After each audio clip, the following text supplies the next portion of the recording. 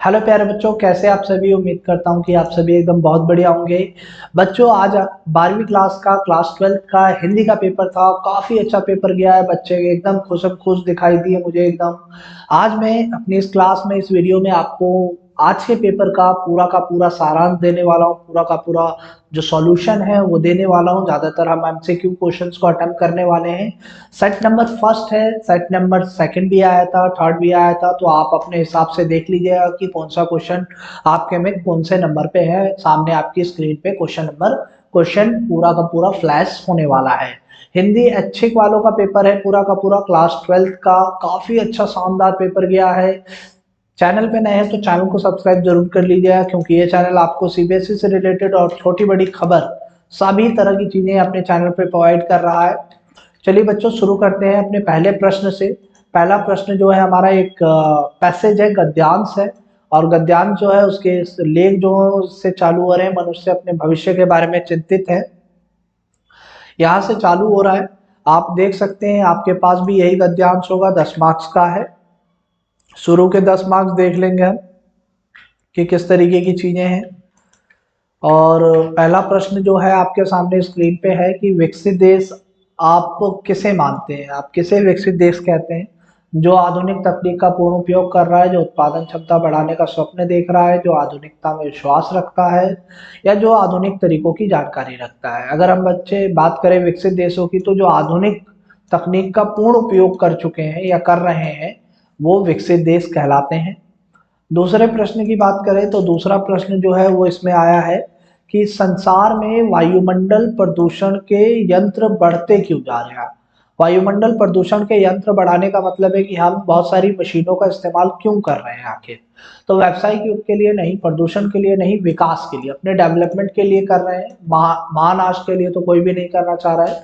कोई नहीं चाहता कि हमारी पृथ्वी जो है वो खत्म हो जाए। तो विकास के लिए हम इसका प्रयोग कर रहे हैं तेजी से। अगर हम बात करें अगले प्रश्न की, तो अगले प्रश्न में कहा गया है कि मारक अस्त्रों के भंडार का दिन प्रतिदिन बढ़ने का क्या कारण है। तो बच्चों देखो, इसमें थोड़ी सी कंफ्यूजन है। ये राष्ट्र की सुरक्षा भी हो सकता है, और जो सबसे सटीक आंसर है मेरे हिसाब से तो वो होना चाहिए आपका ऑप्शन डी, परस्पर प्रतिद्वंदता का बढ़ना। वैसे अभी सीबीएसई ने आंसर की जारी नहीं की है। जब भी सीबीएसई अपना आंसर की जारी करेगा, हम आपको आंसर की के माध्यम से भी अपने इन सारे आंसरों को वेरीफाई करवाएंगे। अपने अगले प्रश्न की तरफ चलते हैं। अगले प्रश्न में आपका है चौथा प्रश्न, जो कह रहा है कि पुराने संस्कारों के परिमार्जन के क्या कारण है। आखिर पुराने संस्कारों को हमने क्यों खत्म कर दिया है। तो आधुनिक विज्ञान और तकनीकी विकास, इन दोनों चीजों के लिए हमने पुराने संस्कारों को पूरी तरीके से खत्म कर दिया है। तो हमारा राइट आंसर होगा ऑप्शन डी, ए और बी दोनों। ठीक है बच्चों, अगले प्रश्न की तरफ जाएं तो अगले प्रश्न में कहा गया है कि किस प्रकार के लोग मानव जाति के भावी विनाश को लेकर आशंकित है। आखिर किस प्रकार के लोग डरे हुए हैं। संपन्न लोग डरे हुए हैं, सुसंस्कृत लोग, या संवेदनशील लोग, या सभ्य लोग। संवेदनशील लोग, जो चिंताशील लोग हैं, जो सोचते हैं कि हमारा जो हमारी जो पृथ्वी है वो बची रहनी चाहिए, संवेदनशील है, इस चीज को लेकर काफी सेंसिटिव है, वो इस चीज बारे में ज्यादा सोचते हैं। अगर हम बात करें छठे प्रश्न की अपने, तो छठे प्रश्न में कहा गया है कि भैया आप किस प्रकार के लोगों को विवेकी नहीं मानते हैं। हम किसे समझदार नहीं मानेंगे। जो प्रकृति का दोहन कर रहा है, जी हाँ बिल्कुल बात सही है कि जो प्रकृति का दोहन कर रहा है वो समझदार नहीं है। विनाश से विचलित होने वाले सही होते हैं। विकास उन्नति देशों में रहने वाले, ये भी सही है।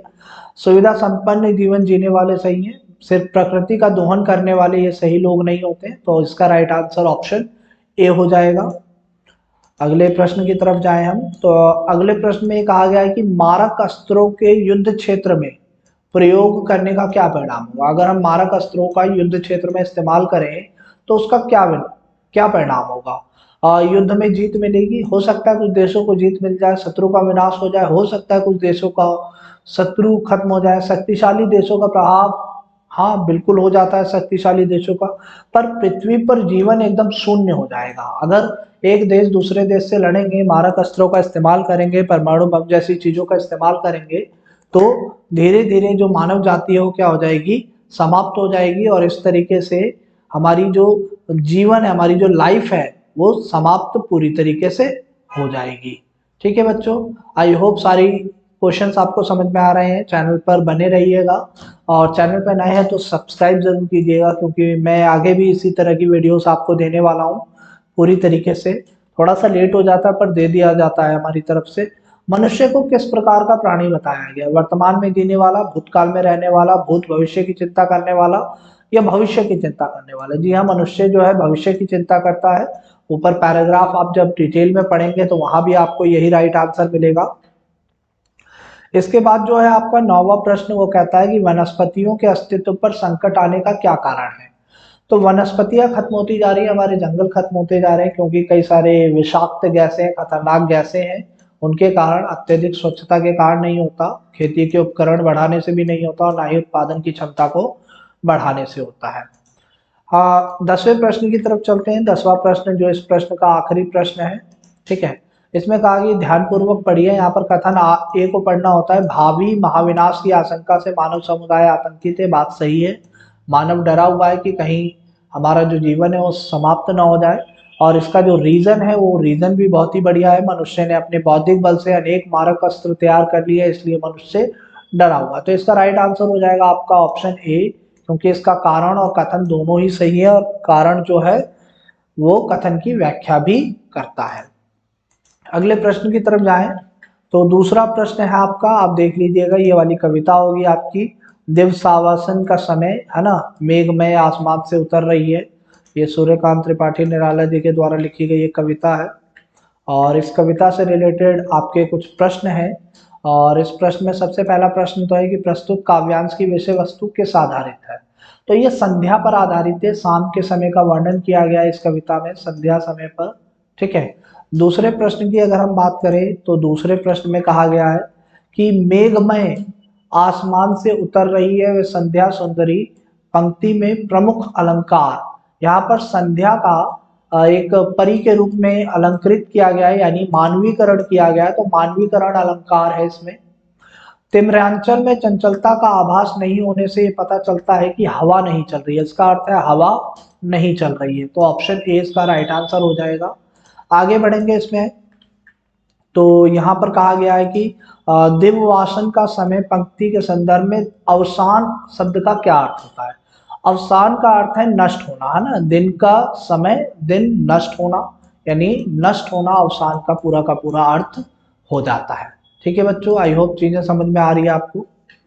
5वें प्रश्न की तरफ जाएं तो 5वें प्रश्न में कहा गया कि अगर संध्या सुंदरी को स्वतंत्रता आंदोलन के परिप्रेक्ष्य में देखा जाए तो आप संध्या को किस रूप में समझेंगे? अगर संध्या सुंदरी को स्वतंत्रता आंदोलन के परिप्रेक्ष्य में देखें तो संध्या सुंदरी जो है एक क्रांतिकारी होगी। इसका ऑप्शन बी जो होगा वो राइट आंसर होगा, नायिका नहीं हो सकती, ठीक है। ऑप्शन बी इसका राइट आंसर होगा, क्रांतिकारी होगी वो एक, ठीक है, क्लियर।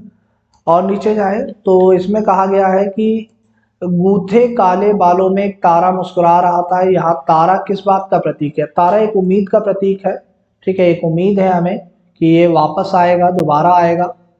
आलस्य की लताओं से किसकी तुलना की गई है? आलस्य की लताओं से किसकी तुलना की गई है? बेलों की तुलना की गई है यहाँ पर। और डिटेल में जाए नीचे तो और प्रश्न है हमारे पास, और इसमें कहा गया है कि संध्या आकाश मार्ग से किस प्रकार पृथ्वी पर आ रही है? संध्या जो है बिल्कुल चुपचाप तरीके से पृथ्वी पर आ रही है। ऑप्शन डी इसका राइट आंसर हो जाएगा, ठीक है बच्चों। और डिटेल में जाए, नीचे जाए तो एक दूसरी पोयम है, और दूसरी पोयम जो है वो थका हारा सोचता मन उलझती ही जा रही है उलझन, ये इसके बोल है। आप मैच कर लीजिए आप में भी यही कविता है या नहीं है, ठीक है। और नीचे जाए तो इसके प्रश्न शुरू होते हैं। थके हारे मन की उलझन का क्या कारण है? अपने आप को अकेला पाना, ठीक है, निराशापूर्ण समय में घिर जाना, ये जीवन से निराशा होना, या कठिनाइयों से निकलने का मार्ग नहीं सूझना।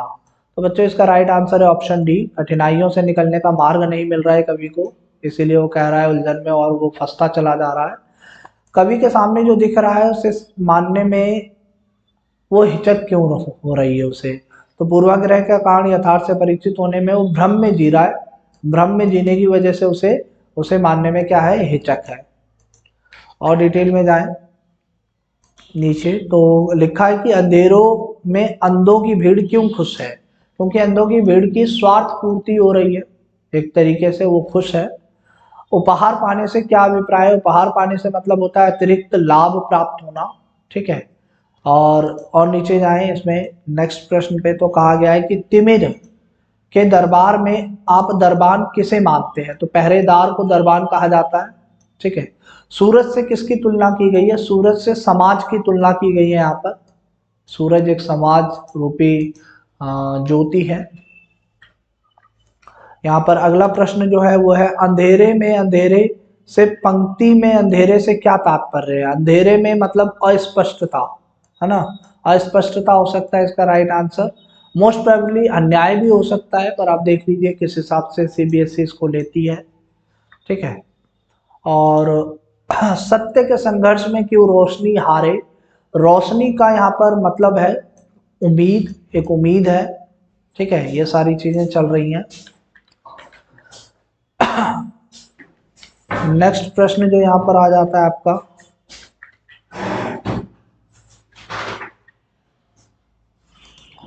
और टी राजीव के खेल संबंधी समाचार पर प्रश्न खड़ा करना उचित नहीं है। इस कथन से पता चलता है कि वे एक, ये जो बोल है ये पूरे के पूरे एक विशेष संवाददाता के हैं, विशेष संवाददाता इस पर चीजें लिखता है। उल्टा पिरामिड शैली में लिखे जाने वाले लेख को क्या कहते हैं? समाचार लेखन होता है। जो भी लेखन लिखा जाता है, चाहे वो उल्टा पिरामिड शैली हो, समाचार लेखन हो, रेडियो लेखन हो या पत्रकारिता लेखन हो, सारी उल्टा पिरामिड शैली में ही लिखी जाती है। हम अपने अगले प्रश्न की तरफ चलते हैं। अगले प्रश्न में कहा है कि इंटरनेट पत्रकारिता की बढ़ती लोकप्रियता का क्या कारण इनमें से नहीं है? अच्छा, इनमें से नहीं पूछा है तो दृश्य और प्रिंट माध्यम की खूबियां एक साथ होने के कारण ये ठीक है, खबरों की तीव्रता के कारण ये ठीक है, संचार का आधुनिक साधन होने के कारण ये भी सही है, और युवाओं की रुचि का कारण। ये जरूरी नहीं है कि युवा ही इसको इस्तेमाल करें, तो ऑप्शन डी इसका राइट आंसर हो सकता है। सार्वजनिक तौर पर उपलब्ध साक्ष्यों की गहरी छानबीन करना विशेष रिपोर्ट के किस अंश के अंतर्गत आता है? इसे खोजी रिपोर्ट कहते हैं, इंग्लिश में से स्टिंग ऑपरेशन भी कहा जाता है, जहां हम गहरी छानबीन करते हैं किसी साक्ष्य के आधार पर क्या क्या चीजें चल रही हैं। अगर हम अगले प्रश्न की बात करें तो अगले प्रश्न में हमारा लेखन के वैचारिक रुझान के अंतर्गत लिखे जाने वाले कॉलम को क्या कहते हैं? अगर लेखक अपने विचार लिख रहा है तो उसे संपादकीय लेखन कहा जाता है, क्योंकि वो लेखक के द्वारा लिखे गए हैं। मैं अगले प्रश्न की तरफ हम जाएं तो यहाँ पर आपकी एक पूरी की पूरी कविता है। आप देख लीजिएगा कि आपके सेट में ये कविता थी या नहीं थी। ये दीप अकेला स्नेह भरा है, गर्भ भरा मदमाता, पर इसको भी पंक्ति को दे दो, है ना। ये सारे बोल हैं इसके। इसके प्रश्नों की तरफ जाते हैं कि कौन कौन से इसमें प्रश्न है। लगभग 6 प्रश्न दिए गए हैं। दीप, सबसे पहला प्रश्न है दीप किसका प्रतीक है? तो दीप यहाँ पर एक व्यक्ति का प्रतीक है ना। एक व्यक्ति, एक धनी व्यक्ति जो है वो दीप का प्रतीक कहलाता है। यहाँ पंक्ति किसका प्रतीक है? पंक्ति से हमारा आशय होता है समष्टि से। समष्टि मतलब समाज, समाज को दे दो। एक जो सभ्य व्यक्ति है, एक व्यक्ति, उसको समाज को दे देना चाहिए। यहाँ पर पनडुब्बा से आप क्या समझते हैं? पनडुब्बा से मतलब होता है गोताखोर, जो गांव वगैरह में आपके पाया जाता है, ठीक है। एक तरीके से स्विमर कह सकते हैं, जो स्विमिंग करता है उसे पनडुब्बा बोलते हैं। दीप का पंक्ति में विलय का भाव क्या है? दीप की सत्ता का सार्वभौमिकरण, यानी दीप जो है, यानी जो व्यक्ति है, उसकी सत्ता का क्या कर दिया जाए? सार्वभौमिकरण कर दिया जाए, एक तरीके से लोकतंत्र को अपनाया जाए। पांचवें प्रश्न पे आ जाए तो दीप जीवन रूपी कामधेनु द्वारा प्रदत्त अमृत तुल्य पवित्र दूध के समान है। ये बात एकदम सही है।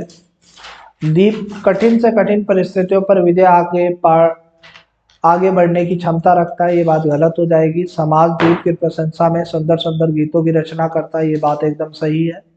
तो कौन कौन से कथन सही थे? क और ग सही थे, तो ऑप्शन डी आपका राइट आंसर हो जाएगा। इसमें और डिटेल में जाएं तो अगला जो प्रश्न है आपका है, काव्यांश के आधार पर समिधा शब्द का अर्थ हो सकता है। यहाँ पर समिधा से हमारा मतलब होता है क्रांतिकारी विचार, क्रांतिकारी विचारों को ये इंगित करता है।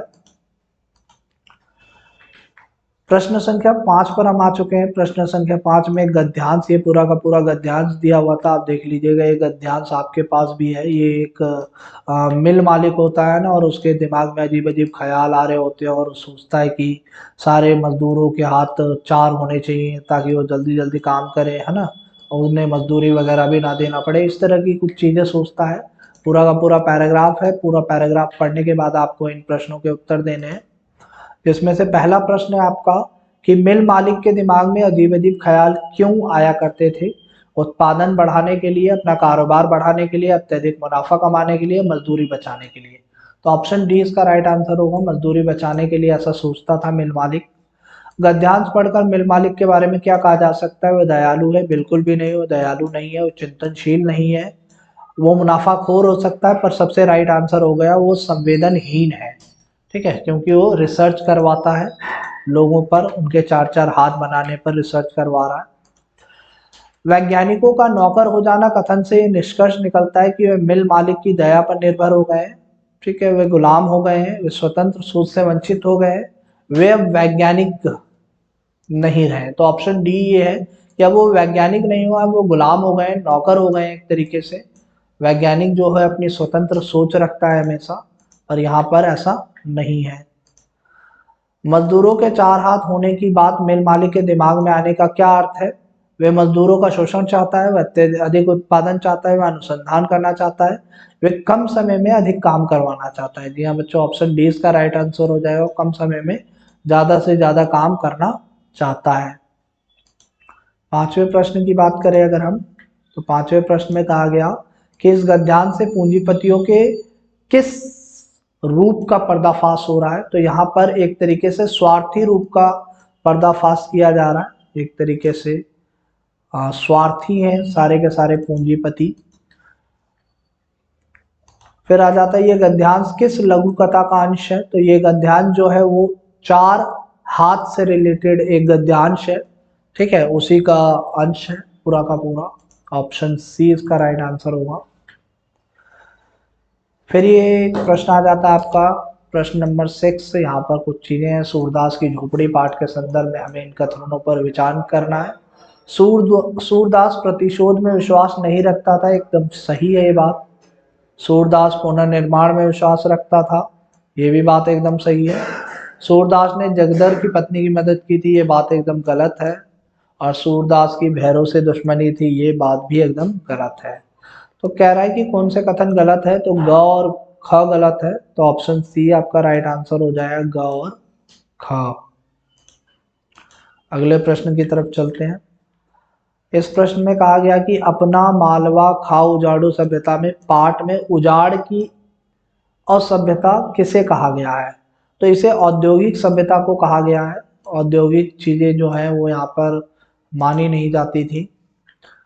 फिर अगला प्रश्न है कि देवी का फूल किस फूल को माना जाता है? तो देवी के फूल को गुड़हल का फूल कहते हैं। ठीक है, चाइना रोज इसे इंग्लिश में कहा जाता है। अगले प्रश्न की तरफ जाएं तो कह रहा है कि बिस्कोहर की माटी पाठ किस शैली में लिखा गया है? तो ये एक आत्मकथात्मक शैली में लिखा गया है। आत्मकथात्मक शैली। सूरदास के चरित्र से हमें क्या सीखने का अवसर मिलता है? सूरदास के चरित्र से हमें दृढ़ता सीखने को मिलता है कि कभी हार नहीं माननी चाहिए और हमेशा उसके लिए प्रयास करते रहना चाहिए। इससे आगे के जो सारे प्रश्न हैं वो वर्णात्मक प्रश्न है बच्चों, और इसे आपको अपने ही शब्दों में आंसर देना होता है। जितने भी एमसीक्यूज थे मैंने करा दिए हैं। आई होप आप अपना पेपर काफ़ी अच्छा करके आए हों। फिर मिलेंगे एक नई वीडियो के सॉल्यूशन में। तब तक के लिए जय हिंद, जय भारत। पढ़ते रहिए अच्छे से। फिर मिलते हैं नई वीडियो में।